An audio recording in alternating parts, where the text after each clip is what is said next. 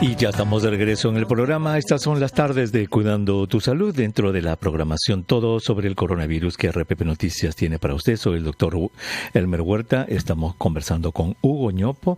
Un privilegio conversar con él. Es economista, él es investigador principal de la organización GREAT y es un hombre que se ha dedicado a estudiar la economía en los diversos segmentos de nuestra sociedad. Y con él vamos a discutir cuál es el papel que tiene la economía, lo que es el estado socioeconómico, en lo que son las enfermedades dentro de este gran concepto, señor, señora, en salud pública que se llama los determinantes sociales de la salud. Y brevemente, Hugo, ya sé que estás ahí, permíteme enmarcar esto para que nuestros oyentes tengan el contexto. Mire, señor, señora, esto es muy importante que lo entendamos. Existen ciertas condiciones en las que la gente, usted, yo, Hugo, cualquiera de nosotros, existen ciertas condiciones en las que la gente nació. Algunos dicen, nació con sonaja de plata. El otro nació con cuchara de palo.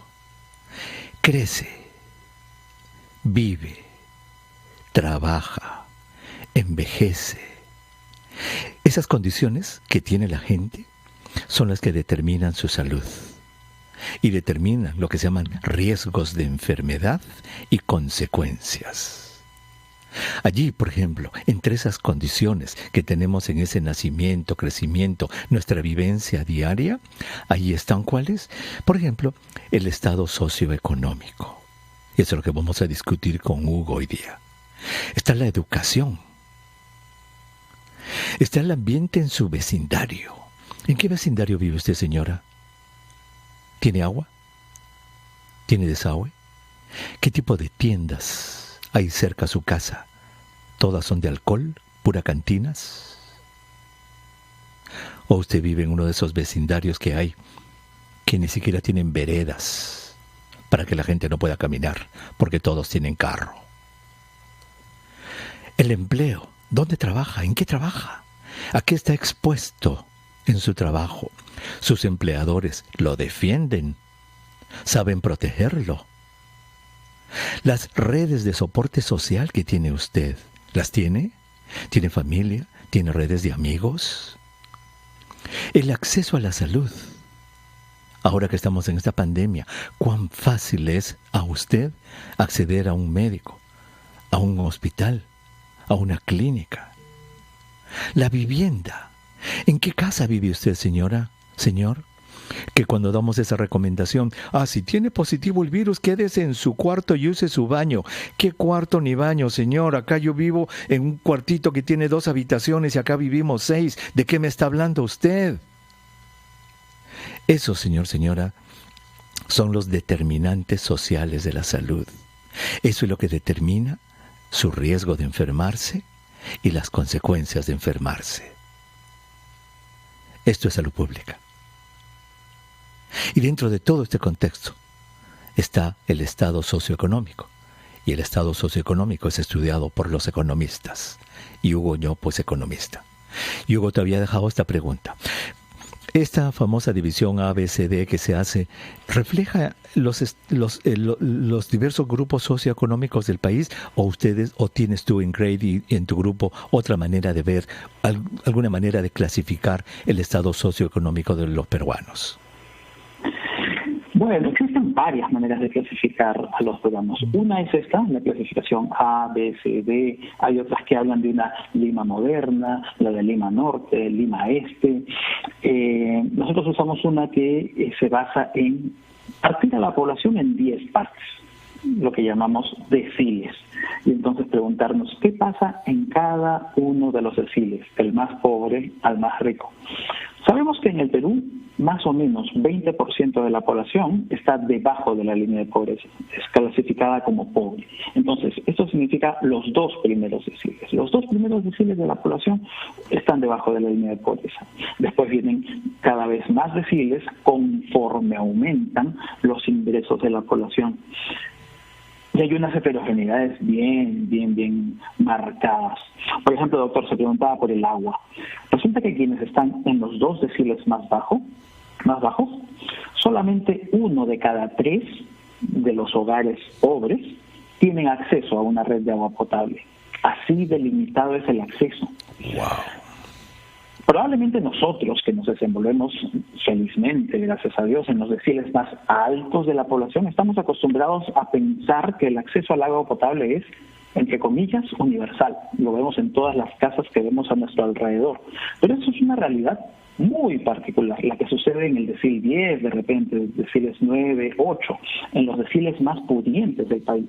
Pero en los menos pudientes del país, la realidad es esta que cuento. Solo 1 de cada 3 tiene acceso a la red de agua y alcantarillado. Exacto. Entonces, ¿cómo le vamos a pedir a esta gente que se lave las manos? ¿Cómo le vamos a pedir de que mantenga una higiene especial en la casa si para ellos el agua es oro puro, porque encima la tienen que acarrear, la tienen que comprar a precios exorbitantes? Y por ejemplo, esto ya hablando de la pandemia, Hugo, porque a eso queremos llegar, cómo esta clasificación y estas condiciones, estos determinantes de la salud, están haciendo que estando ya en el día 67 de la pandemia no podamos controlar esto, 67 de cuarentena, no podamos controlarlo, porque la gente está saliendo, 3,000, 4,000 infectados por día, Hugo, que se han infectado en las 2 semanas anteriores, y no es porque a esa gente, a la mayoría no le dé la gana de quedarse en la casa, es porque tiene que salir. Por ejemplo, tú has encontrado, y estos son datos del gobierno, que ¿cuánto % de la gente en el Perú tiene una refrigeradora, Hugo? Esa es una estadística bastante lamentable. Resulta que para el Perú entero, solo la mitad de hogares tienen un refrigerador en casa. Ahora, a ver, yo pensé que era... Hugo, a ver, repíteme eso. Lo que nos estás diciendo, yo pensé que era menos, porque había visto un 37% que me iba a decir. Tú me estás diciendo que la mitad, 50% de los hogares peruanos no tiene una refrigeradora. No tiene. Y si ahora nos preguntamos por la misma estadística para los hogares debajo de la línea de pobreza, ahí es donde solo 1/3 de los hogares tienen refrigeradora. Entonces, mira, 2/3 no tienen refrigeradora. Para ellos, la logística de las compras, ir al mercado, abastecerse, es muy diferente a la que podemos tener en nuestros hogares. Qué barbaridad. Exacto. Y eso va a influir, porque esa gente tiene que salir, esa gente tiene que ir al mercado, y si entonces los mercados no están preparados para distanciarlos socialmente, para que no se contagien, ahí está, se han hecho estudios que 100% de los que trabajan en los mercados están infectados, y esos son los focos. En términos, por ejemplo, de transporte, ¿cuánto % de los peruanos tiene que usar, pero así, tiene que usar transporte público para llegar al trabajo, Hugo? Ese es otro dato que también llama muchísimo la atención, porque estamos acostumbrados a pensar que todos tenemos un auto, todos tenemos transporte particular, y la verdad es que esa es una gran minoría dentro del país. Menos de 1 de cada 5 hogares en el Perú cuenta con un vehículo particular. 1 de cada 5. O sea, los otros 4 no tienen vehículo particular y usan el transporte público. Así de masivo tiene que ser el transporte público. Wow. A ver, ¿qué datos tan importantes nos está dando? Reflexionen en esto, señora. Y yo quisiera que nos llame después, ojalá que nos pueda llamar alguna persona que no tenga refrigeradora, ojalá que usted nos pueda llamar, señora, para que nos cuente, señora, cómo hace usted para vivir sin una refrigeradora. Y usted va a decir, ¿de qué se sorprenden? Así vivo yo hace años y así he vivido siempre. Y ojalá que nos pueda contar usted, señora, llamándonos al 212-4100, 212-7165, 0813-1400, para ver cómo vive usted, cómo se las arregla, señora, viviendo sin una refrigeradora. Entonces, 50% de los hogares no tienen refrigeradora, y en los deciles más pobres, 70% no tienen refrigeradora. Entonces, pues, ¿cómo le vamos a decir, señora, compre para la semana? ¿Qué va a comprar para la semana? Cocine para 2 días, no puede. Y 80% de los peruanos tiene que tomar un vehículo de transporte porque no tiene un vehículo. Entonces, Hugo, ahí están los focos de contagio. Otro dato quiero pedirte. ¿Cuánto % de los peruanos tiene una cuenta bancaria? Eso es dramático. Tenemos unos niveles de inclusión financiera muy bajos. de forma tal que para la mitad de la población, la mitad menos pudiente de la población, solamente 1 de cada 5 hogares tiene una cuenta, digamos, de ahorros, de cuenta corriente o de tarjeta de crédito, de repente de alguno de los grandes almacenes. 1 de cada 5 para la mitad menos pudiente del país. ¡Wow! 20% de los hogares más pobres del Perú, del 50% más pobre, no tiene tiene una cuenta, 80% no lo tiene. Hugo, entonces, esta pandemia, esta cuarentena, estos resultados que estamos teniendo, es como si nos hubieran bajado el calzoncillo, Hugo, nos ha desnudado, pero así terriblemente. Exactamente, bajó la marea y resulta que estábamos mal vestidos. Sin calzoncillo, sin calzón. Nos agarró. Huguito, vamos a regresar. ¡Qué barbaridad! Ahí está, señor. Eso se llaman determinantes sociales de la salud. Regresamos.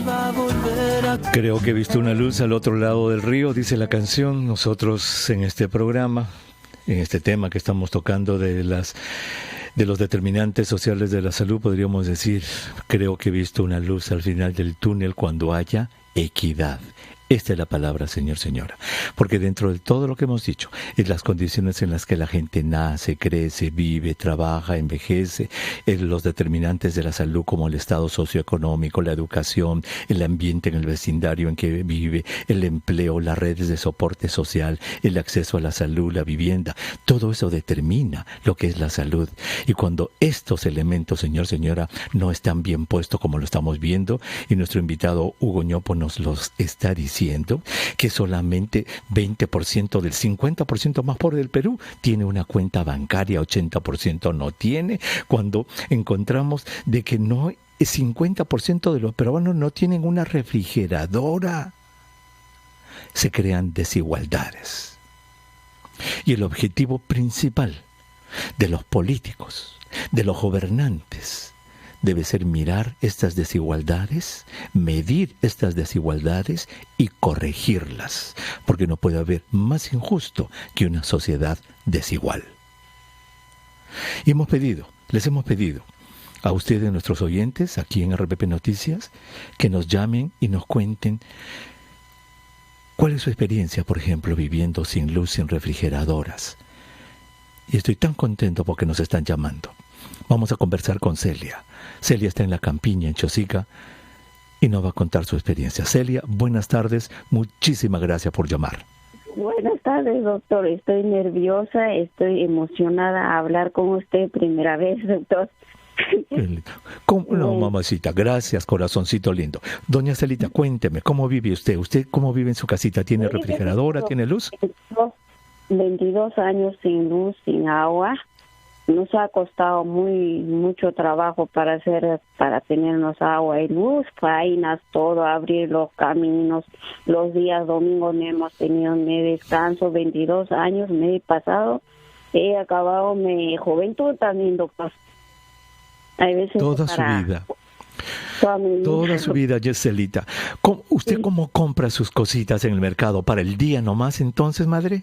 Sí, para el día nomás, doctor, porque mayormente cuando uno no tiene refrigeradora, en verano, rapidito la comida de las 12, por el calor se malogra, doctor.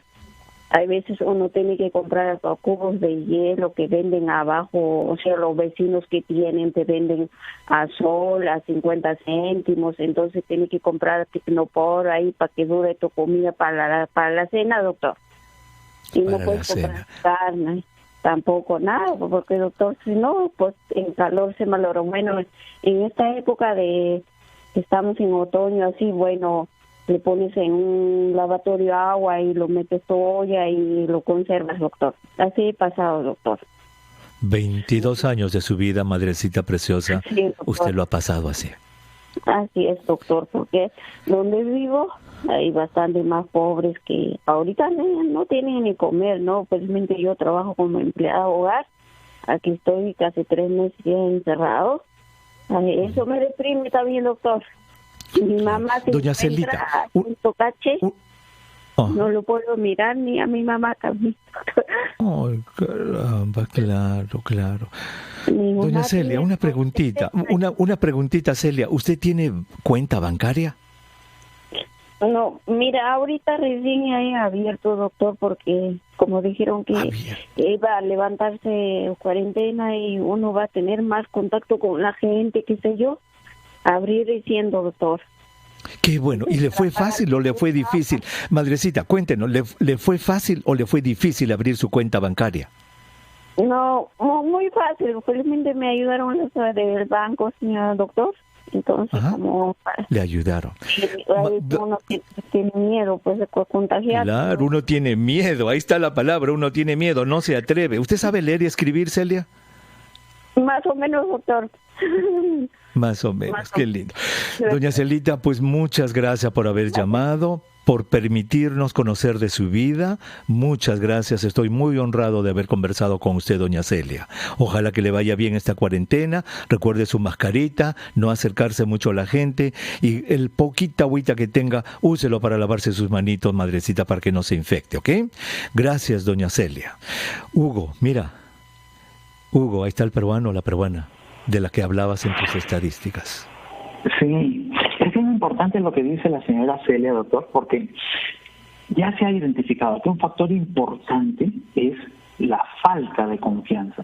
Las personas no tienen esa iniciativa de ir, en este caso, por ejemplo, al sistema financiero a abrir una cuenta. Y resulta que ahí en el sistema financiero ya las cuentas se pueden abrir con facilidad, existen cuentas muy sencillas que pueden ser accesibles para todos, pero falta ese paso inicial que los hogares deberían dar. Ojalá el marco de esta pandemia sirva como incentivo para que nos bancaricemos mucho más, porque también, usted lo ha dicho, tenemos que estar alertas porque esta cuarentena probablemente dure mucho tiempo. Esta pandemia va a estar buen tiempo con nosotros y nada nos garantiza que dentro de 2, 3, 4 años venga alguna otra pandemia. Entonces hay que estar preparados. Exacto, para que cuando, como dijiste, baje la marea, por lo menos, hermano, tengamos ropa interior. Claro, no nos dejen calzón o en calzoncillo, porque ahora esto nos ha desnudado. ¡Qué terrible! Yo estoy seguro que para muchos peruanos, Hugo, es que recién están dándose cuenta de estas desigualdades tan grandes que tenemos. Y son enormes, y son mucho más grandes de lo que creemos. Ya hemos hablado bastante de los hogares, su logística, pero ahora otro elemento que encaja junto a esto es cómo generan sus ingresos los hogares, cómo nos ganamos la vida los peruanos. Y resulta que 4 de cada 10 peruanos trabajamos de manera independiente. No trabajamos en alguna empresa como de repente tenemos en el imaginario, sino que 4 de cada 10, casi la mitad, somos independientes. Y de esos 4, 3 trabajan de una forma bien precaria, porque lo que consiguen llevar a fin de mes a la casa está por debajo de la remuneración mínima vital, que son 900 soles. Así es. Entonces, Hugo, hazme un favorcito. Tenemos que tomar una pausa, Hugo. Quiero que estos datos, por favor, estos números me los desgloses. Qué interesante. 40% de los peruanos, 4 de cada 10, trabaja informalmente, independientemente. Y 3 de estos 4 se la busca para el día. Eso quiero que nos cuentes, Hugo, cuando regresemos, qué tipo de trabajo son los que hacen esos peruanos y esas peruanas que son los que ahora tienen que salir, se están infectando y los números los están poniendo arriba. Y después lo que tenemos algo y tenemos una casa y tenemos un dormitorio, ¡ay, esa gente! Esa gente. Regresamos. El mar que tenemos que mirar, señor, señora, ese reflejo entre los botes, es el de millones, porque son millones de hermanos y hermanas que están viviendo en nuestro Perú, víctimas de una terrible desigualdad. Estamos conversando con Hugo Ñópoles, economista, investigador principal de GREAT, sobre cómo las condiciones socioeconómicas de un país son un factor determinante en la salud de la gente. Nos ha dado estadísticas terribles. Y lo último que nos dijo es que de cada 10 peruanos, 4 trabajan informalmente, rebuscándosela, y 3 pertenecen al grupo Quien Más se la rebusca. Y nos ha llamado uno de ellos. Hugo, quiero que escuches a Ricardo. Él está en San Juan de Miraflores. Ricardo, muy buenas tardes. Gracias por participar en el programa. Cuénteme, ¿cómo trabaja usted? Doctor Huerta, buenas tardes. Buenas tardes.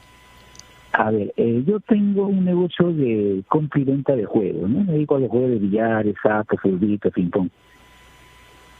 Este negocio, como todos, está paralizado, ¿no? Completamente. Entonces uno se tiene que ahorita adaptar a lo que puede venir, lo cual es incierto. Es incierto, completamente incierto cómo va a funcionar. Estaba esperando esa declaración que dio el presidente. Esto sigue incierto, no hay nada claro, no se sabe qué va a pasar y uno está tratando de sobrevivir. Las expectativas de que uno tenía como planes de negocios o cualquier de ese tipo quedan a un costado. Ahorita solamente es sobrevivir, ¿no? Tener para la comida para la familia, que no falte un plato de comida en el día a día. En estos días, don Ricardo, en estos días que su negocio está paralizado, ¿usted ha tenido ahorritos? ¿De qué está comiendo? Mis ahorros terminaron la primera semana, la segunda semana. La segunda semana de la cuarentena se terminaron sus ahorros. Sí. Un bono, le tocó a mi esposa el bono de 380. Ya. El cual alcanzó un 380, imagínense, ¿no? O sea, una semana, 3 días, 4 días y ya no existe. Eso ya. Entonces, yo he tenido que salir, no así como se puede decir irresponsablemente, dentro de la necesidad he tenido que salir a buscar cómo solventar el alimento diario, tomando las medidas de precaución y aprovechando de que de repente, como la gente en casa, hice entrega de delivery, pura entrega de delivery, ¿no? Juegos, sapos, ¿no? Algún tipo de juguito, accesorios, entregando solamente delivery, sin contacto con las personas, ¿no? Todo, o sea, tomando las medidas de precaución completas, porque yo soy el único que sale de mi casa. El único que sale de su casa. Me cuido yo y de paso cuido a mi familia. Exacto. Don Ricardito, una preguntita. En su casa estábamos hablando, don Hugo Ñopo, que es economista, nos estaba hablando de la estadística de personas que tienen refrigeradora. ¿Tiene usted refrigeradora en su casita? Sí, tengo refrigeradora. Sí tiene. Eso tengo. Creo que no es tanto, debe ser 30-70, 50-50, que el 50 no tengan, el 50 tengan. Yo vivo en Cono, ¿no? Yo vivo en Montaña Alta, en San Juan de Miraflores, es un cono de Lima, cono sur de Lima.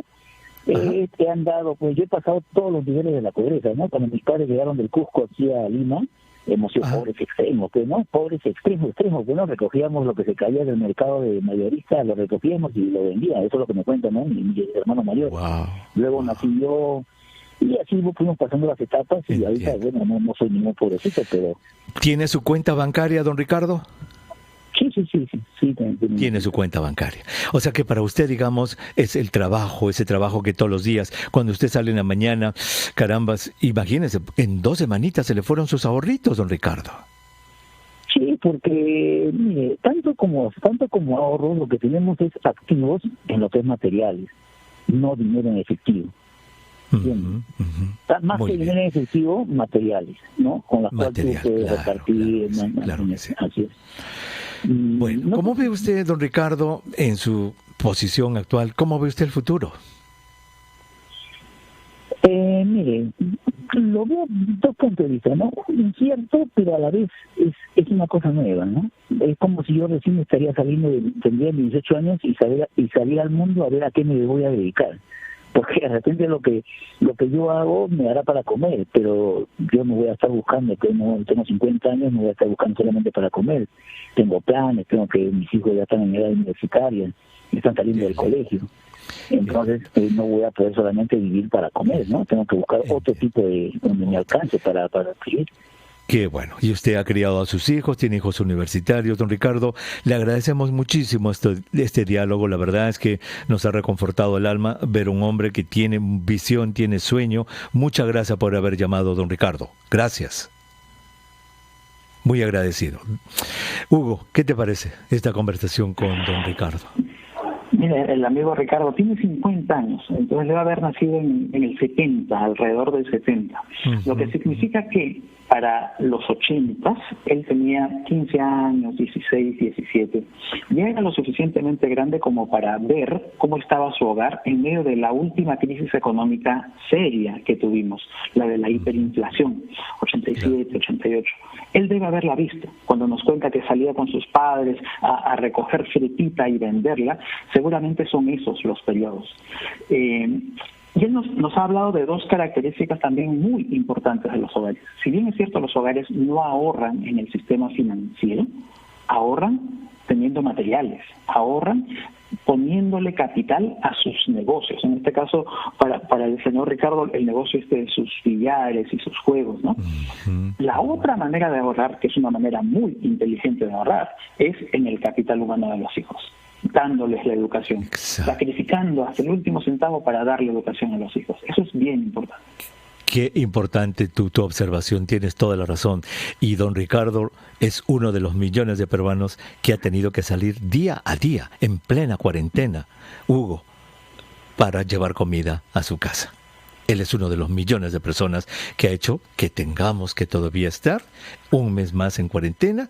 A ver, ¿quién le echa la culpa? Hugo, ¿quién de nuestros oyentes le echa la culpa? ¿Cómo podemos echarle la culpa a esta gente? Y no son pocos. A ver, ¿qué te parece si conversamos con Elizabeth? Elizabeth, Hugo está en San Miguel y tenemos un minutito para ella. Elizabeth, buenas tardes, cuéntenos. Buenas tardes, doctor. ¿Sabe qué? Yo he cumplido tantos días, 68 días creo que van. Yo soy de provincia, soy de Trujillo. Yo no me he podido mover hacia mi lugar de origen. Mi esposo está allá mal por problemas de salud propio de su diabetes, etcétera.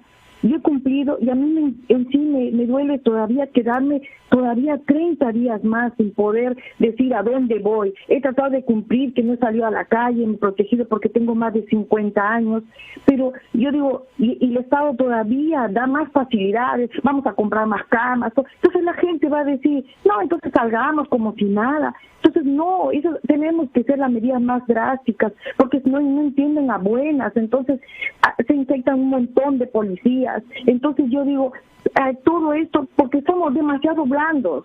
Entonces hoy día he dicho, vamos a colocar más camas, y la solución no son las camas. Lamentablemente hay enfermos, yo no entiendo, que me duele ver los hermanos que a veces están tirados ahí, pero hay otra realidad como que yo me trato de cuidar también por mi hija que vivimos acá, pero no, de verdad que no. Y yo a mí, por ejemplo, en este caso, que tengo que ver a mi esposo, ¿cómo me voy? Dígame, doctor. Esa es mi preocupación. Encima de esos 3 días, dolor de cabeza, porque ni siquiera puedo salir ni a caminar. Correcto. Gracias, mamacita preciosa. Esta otra realidad, Hugo. Pero fíjate qué interesante las realidades y cómo este concepto de los determinantes sociales de la salud, Hugo, es tan fuerte para determinar quién se enferma, cómo se enferma, qué le va a pasar después que se enferme. Y el campo tuyo es tan importante en esto, Hugo. Recordemos que en todas las ciudades del mundo el virus llega primero a los barrios más pudientes y de ahí poco a poco se propaga a los diversos barrios y a otras ciudades, ¿no? En particular, Elizabeth viene de Trujillo, yo en Trujillo tengo el corazón, ahí está la mitad de mi familia. Un saludo para mi tío Roberto allá en Trujillo. Qué lindo, qué lindo. Pues, Huguito, hemos llegado al final del programa. De verdad, muchísimas gracias por habernos hecho entender lo importante que es la economía, el estado socioeconómico como determinante social de la salud.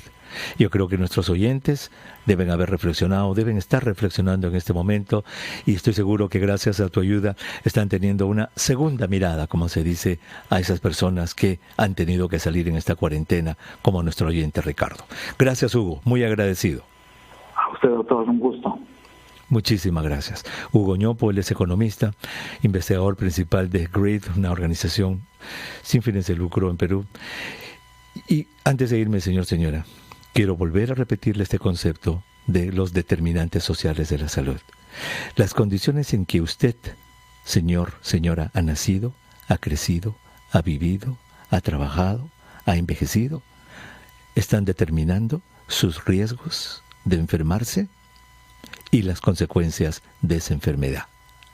el estado socioeconómico que usted tiene, la educación que ha conseguido, el ambiente en el que vive, el empleo que tiene o que no tiene, las redes de soporte social que tiene, el acceso a la salud que tiene, si tiene seguro o no, la vivienda que tiene, como la que nos dijo nuestra oyente Celia en Chosica, 22 años sin luz, sin refrigeradora. Todo eso determina su salud. Y el Perú es un país muy desigual. Muy desigual. Y hasta que no corrijamos estas desigualdades en la salud, ¿cómo vamos a poder controlar una pandemia, pues? Dígame usted. ¿Cómo vamos a poder compararnos con Suecia? Cuando dicen todos con Suecia no lo he hecho, con Finlandia, todos en su casa. Ay, por supuesto, todos los finlandeses en su jardín, en su casita, con su comidita y su refrigeradora. Se pueden quedar 6 meses, no pasa nada. Pero nosotros no, porque en nuestro país los determinantes sociales de la salud hacen que tengamos una sociedad muy desigual. Quédense en conexión con nosotros hasta el lunes. Chao.